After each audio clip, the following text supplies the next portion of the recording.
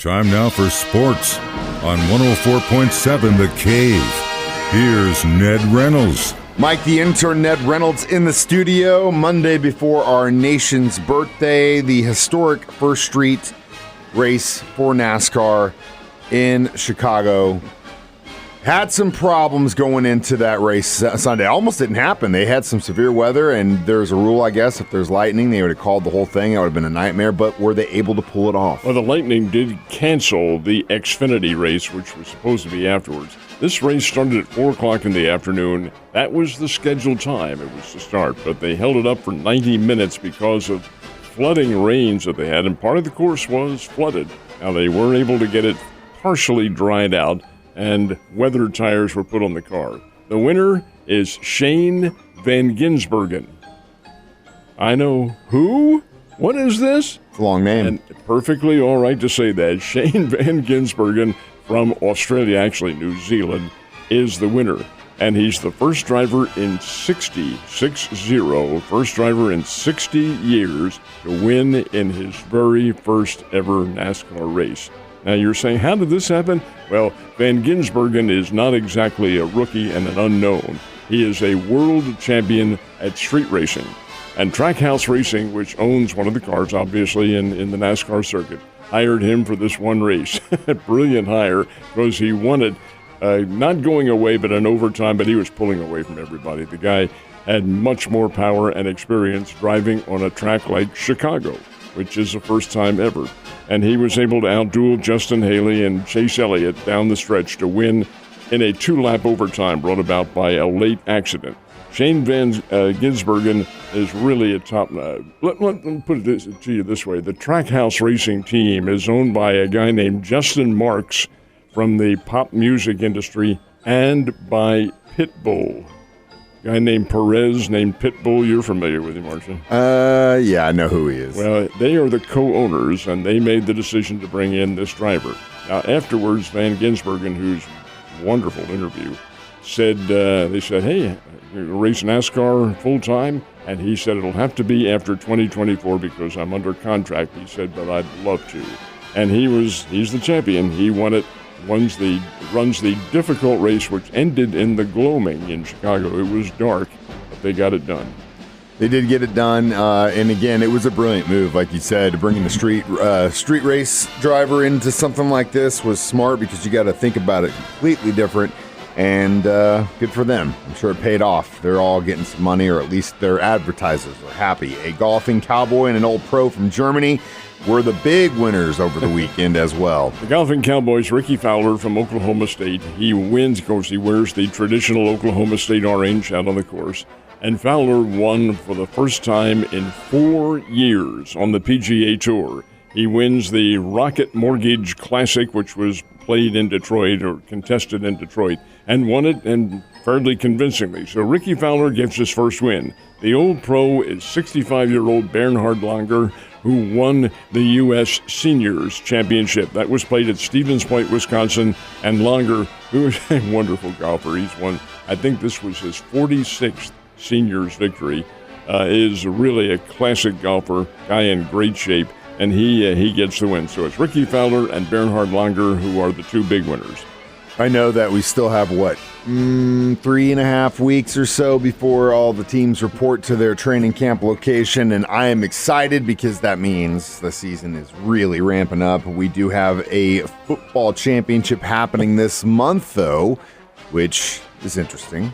Anxious to take a look at the TV ratings because that's what both the XFL and the USFL are based on. XFL completed their season in April.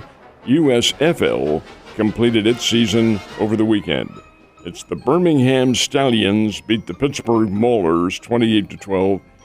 But the key is that the game was played in Canton, Ohio, and that is where the very first NFL exhibition game will be played on August the 3rd. Cleveland Browns and New York Jets. The exhibition season getting underway with that game.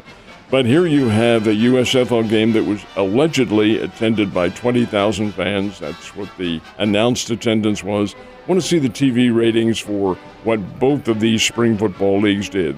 That's what they're based on, what kind of money they can bring in from the advertising, and how well did they do.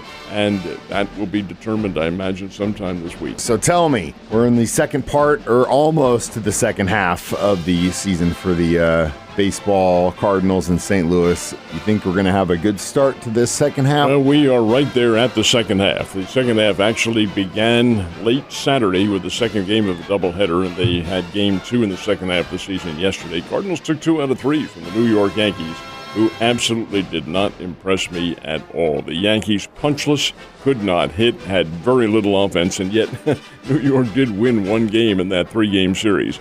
Anyway, Jordan Montgomery tamed his old teammates yesterday, had a no-hitter for 5 2/3 innings before the Yankees finally got a key safety, but didn't do any good because the Cardinals do have the long ball weapons, and New York does not. Yeah, they have Stanton in there, Giancarlo Stanton, but hey, they're missing all their big stars and injuries and so forth and so on. So whether or not they get it back remains to be seen. Nonetheless, Cardinals go to Miami, have a game with the Miami Marlins tonight, tomorrow afternoon, Wednesday night, and Thursday night, and then end before the All-Star break at Chicago playing the White Sox. So ways to go, 13 games under 500.